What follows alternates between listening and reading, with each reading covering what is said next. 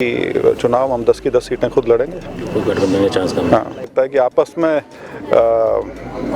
कौन सा गुट भारी है पार्टी के अंदर, उस चीज़ की कवायद हो रही है। वो अच्छा, अभी ईडी ने पूछताछ की है पूर्व मुख्यमंत्री भूपेंद्र सिंह हुड्डा से, तो क्या लगता है कि क्या मतलब वो उनके साथ क्या अभी लगता है भविष्य? नहीं, ये केस बहुत पुराना है, तो इस पे कई बार उनसे पूछताछ हो चुकी है। ऐसा नहीं है कि ये पहली बार ही हुई है, और कई केसेस हैं इस तरह के जो चल रहे हैं, तो समय समय पर पूछताछ होती रहती है। तो ये भी उसी कड़ी में है, ईडी अपना काम कर रही है। सबसे पहले तो कि लोकसभा चुनाव अब दिल्ली में आ ही गए हैं, तो होने वाले हैं, तो उनकी क्या तैयारियां सर? तैयारियां तो जी पार्टी की काफ़ी टाइम से चल रही हैं। बाकी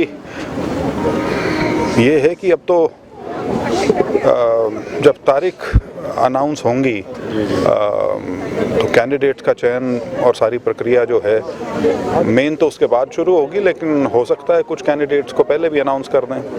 पार्टी करती है सब कई बार, तो बाकी सब तैयारी में है। तो हिसार का कार्यकाल आपका अगर आप देखें, पहला कार्यकाल आपका था, तो कैसा आप मानते हैं उसको? कार्यकाल ठीक था, लेकिन बहुत बेहतर हो सकता था, क्योंकि हमारे करीब पौने दो साल जो थे वो सिर्फ मेरे क्या खैर सभी के ख़राब हुए थे, लेकिन ख़ास तौर पे क्योंकि हमारे यहाँ कोरोना और कोरोना के बाद फिर किसान आंदोलन, दो चीज़ें साथ साथ हो गई थी, तो बाकी ठीक है, संतुष्ट हूँ। तो दावेदार कई हो गए हैं इस लोकसभा सीट को लेकर? मेरा हमेशा से इस बारे में मानना है कि जब दावेदारी ज़्यादा हो तो उससे आप किसी भी पार्टी की जो सेहत है उसका अंदाज़ा लगा सकते हैं। दावेदार वही होंगे जहाँ पे लोगों को संभावना नज़र आएगी। एक आपको पीछे भी कुछ दिन पहले बयान आया था कि अगर गठबंधन रहता तो आप पार्टी छोड़ने की बात कर सकते हैं। नहीं, ये बयान क्या था, ये तो जो 2 अक्टूबर को रैली जींद में की गई थी उसमें सार्वजनिक रूप से इसकी घोषणा की गई थी, और मुझे तो यही लगता है अभी जब हमारे राष्ट्रीय अध्यक्ष आए थे पंचकुला,